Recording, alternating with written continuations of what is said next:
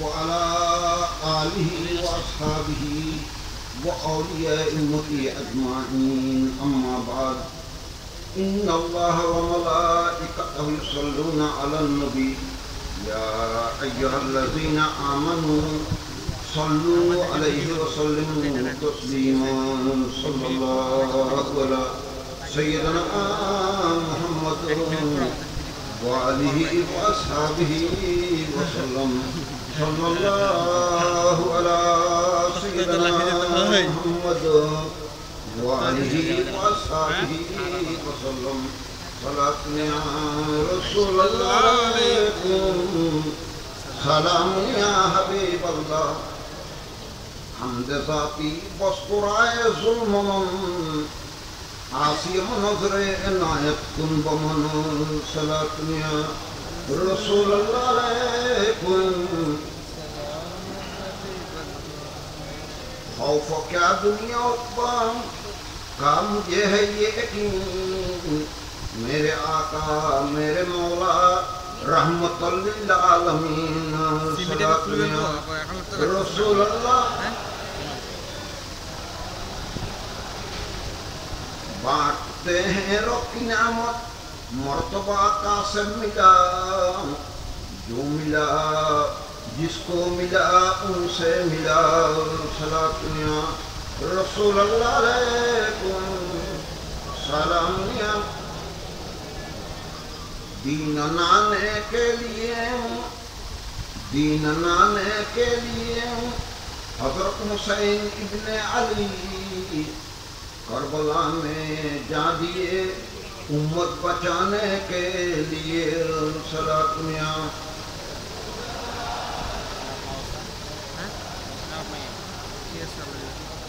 محبت اہل بیت مصطفیٰ کی سبب ہے بخشش خدا کی صلاة يا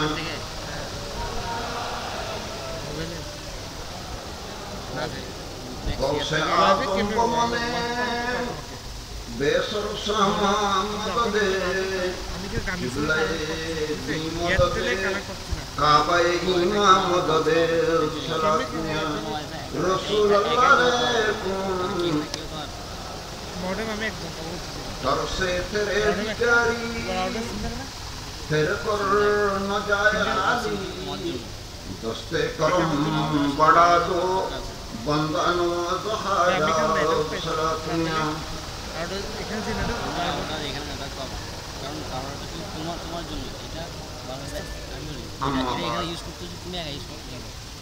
আজকের এই মাহফিল আহলে বাইত রাসূল সাল্লাল্লাহু আলাইহি ওয়াসাল্লাম স্মরণে 10 দিন ব্যাপী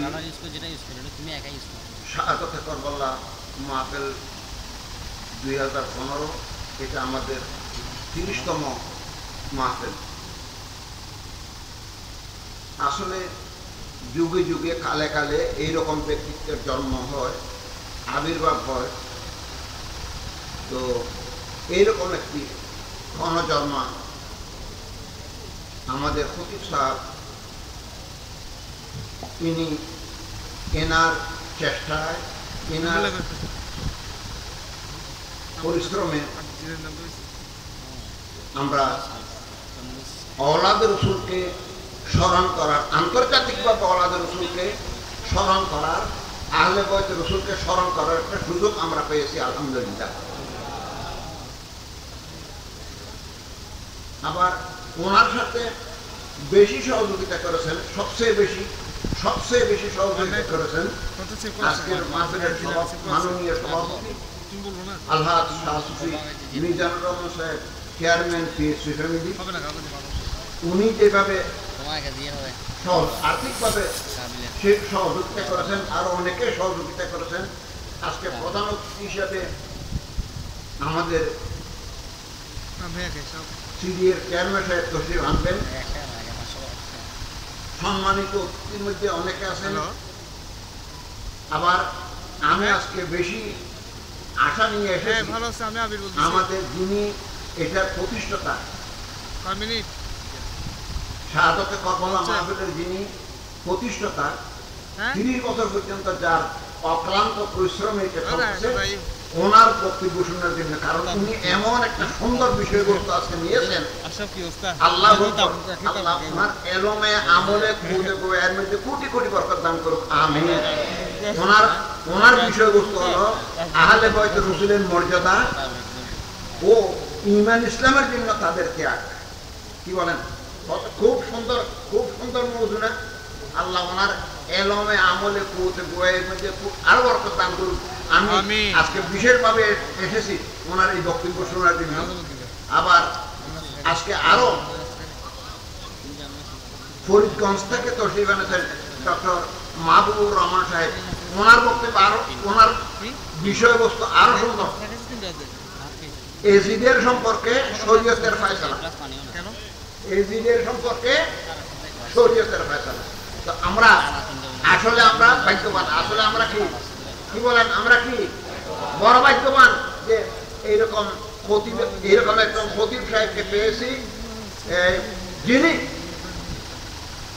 আমাদেরকে প্রত্যেক বছর এই মাহফিলটি উপহার দেন। চিন্তা করেন, সারা বিশ্বের হযরত উলামায়ে কেরাম ছিলেন। এটা একটা গ্রামের মাহফিল নয়, পাড়ার মাহফিল নয়, এটা সারা আন্তর্জাতিক মানের একটি মাহফিল। প্রতি বছর যিনি আমাদের উপহার দেন, আল্লাহ ওনার হায়াতের মধ্যে, এলমের মধ্যে, বুজুর্গের মধ্যে কোটি কোটি বরকত দান করুন, আমিন। যারা ওনার সাথে সহযোগিতা করেন, যারা এই মাহফিলকে আলোকিত করেন, আল্লাহ সবাইকে আলোকিত করুন, আমিন। তো औलाद রাসূল হযরত হুসাইন রাদিয়াল্লাহু তাআলা এই চাঁদের মধ্যে শাহাদাত বরণ করেছেন। এই চাঁদের মধ্যে 3,36,000 আম্বিয়া কেরামের বড় বড় ঘটনা হয়েছে। ওগুলো আমরা স্মরণ করি না।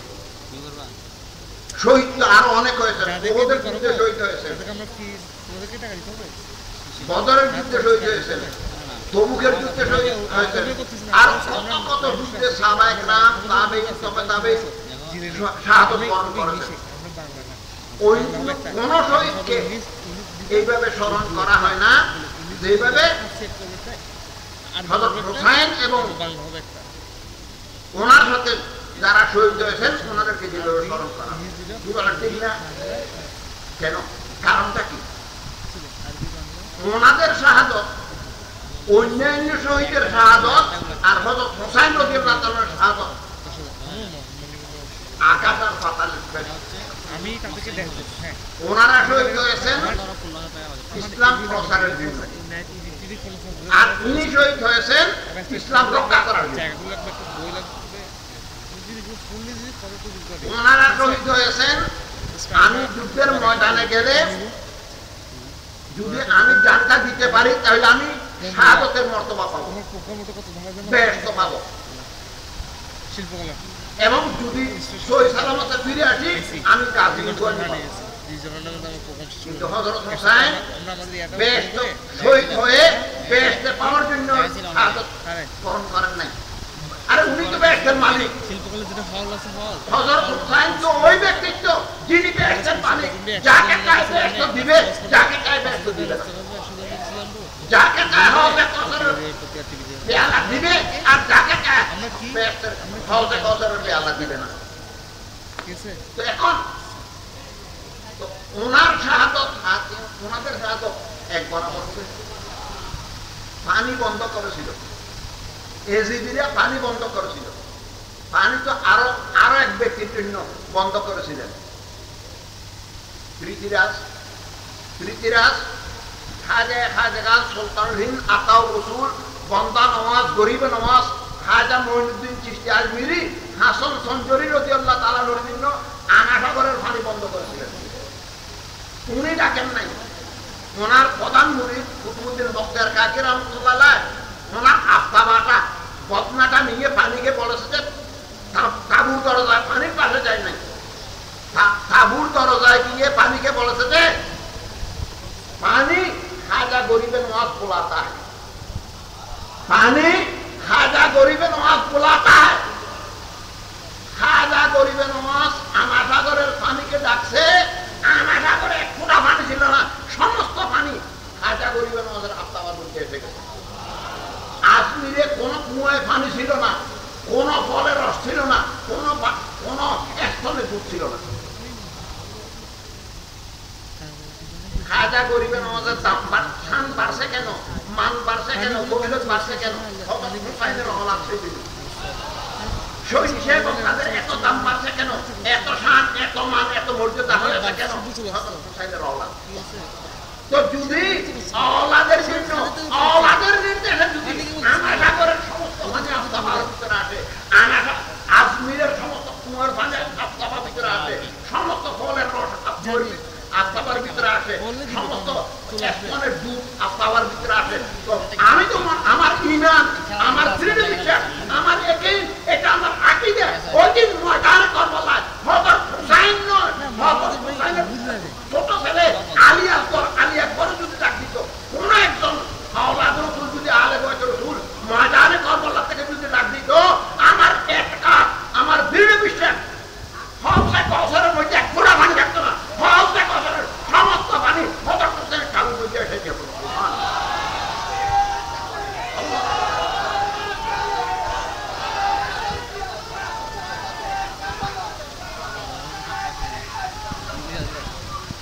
তাহলে যে বাহাদুর বেটা ডাক দিলে হযরত কাউসারের সমস্ত পানি ঠাকুর ভিতরে আসে, পানিকে ডাকছে কি বলেন? হযরত হুসাইন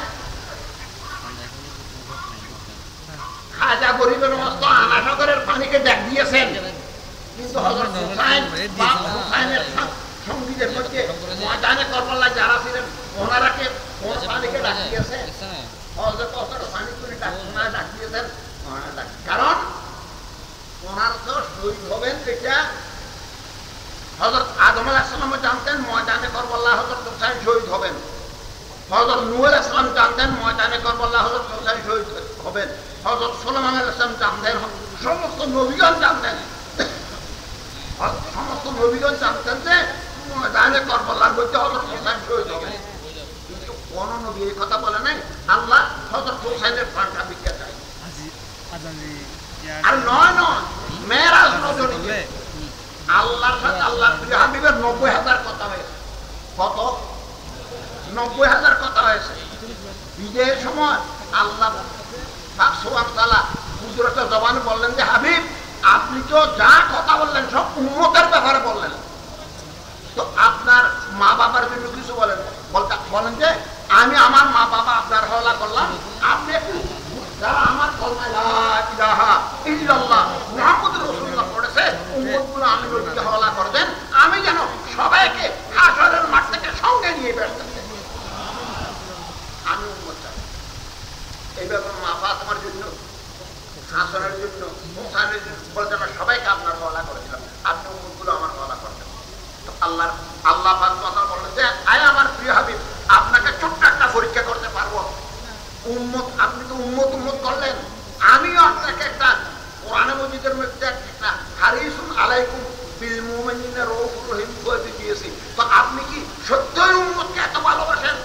বলে অবশ্যই ভালোবাসেন।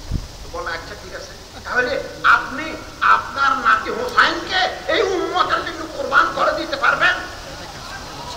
আল্লাহর প্রিয় মাহবুব এক সেকেন্ড চিন্তা করেন নাই।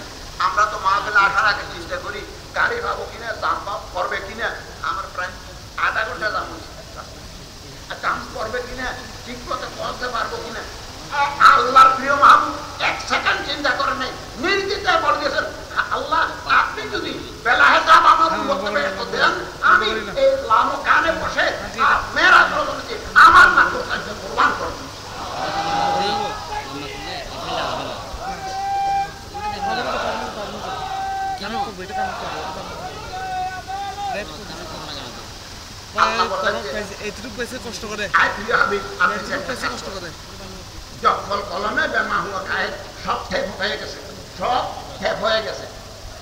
আমি যে কথা বলছি আমি কালকে এই কথা বলি নাই, বলতে পারবো ঠিক। আপনি যে আজকে আমার কাছে ওয়াদা করলেন উম্মতের জন্য নাতিকে কোরবান করবেন, আপনি হরিণ কানছে, হরিণের ইহুদির কাছে জামিন হয়ে আপনি হরিণকে ছেড়ে দিচ্ছেন, বাচ্চাকে দুঃখান করাই আসবেন, হরিণের কান্না আপনি বরদাস্ত করতে পারবেন। আর যখন ময়দান ময়দানে কারবালার মধ্যে আপনার নাতি হোসেন শাহাদত বরণ করবে, তখন আপনি সোনার মদিনা থেকে সশরীরে কারবালায় গিয়ে উপস্থিত থাকবেন। শাহেদকু বাতালাল হোসাইন আনেফা। উম্মে সালামা রাদিয়াল্লাহু তাআলা আনহা আমার যখন জিজ্ঞাসা করলেন, ইয়া রাসূলুল্লাহ, ইয়া হাবিবাল্লাহ, আপনি তো দুনিয়া থেকে চলে গেছেন যে 41 বছর, 51 বছর, এখন এই 51 বছর পরে রওজা শরীফ থেকে কোন যুদ্ধের মাঠে গিয়েছিলেন? আপনার শরীরে যুদ্ধের পুরো চিহ্ন, যুদ্ধ ফেরতের পুরো চিহ্ন আপনার আমার অবস্থায় দেখতেছি। আল্লাহ প্রিয় মাহবুব উম্মে সালামা রাদিয়াল্লাহু তাআলা উত্তর দিলেন, শাহেদতু কাতালাল হোসাইন আনেফা। আয়ে উম্মে সালামা, আমি আপনাকে যে একটা বোতল দিয়েছিলাম, বোতল দেখেন ওই লাল বাটিগুলি রক্তে পরিণত হয়েছে। আমার নাতি হোসাইন ময়দানে কারবালার মধ্যে আজকে 10 মুহররম শাহাদাত বরণ করতেছে। আমি নাতিকে সান্ত্বনা দেওয়ার জন্য গেছি যে নাতিকে বাঁচানোর জন্য। তো কেমনে আপনি তো পাশে দাঁড়ানো থাকবেন, আপনি নাতির শাহাদাত কেমনে বরদাস্ত করবেন? শুনেন এই কথাটা আমাদের এখন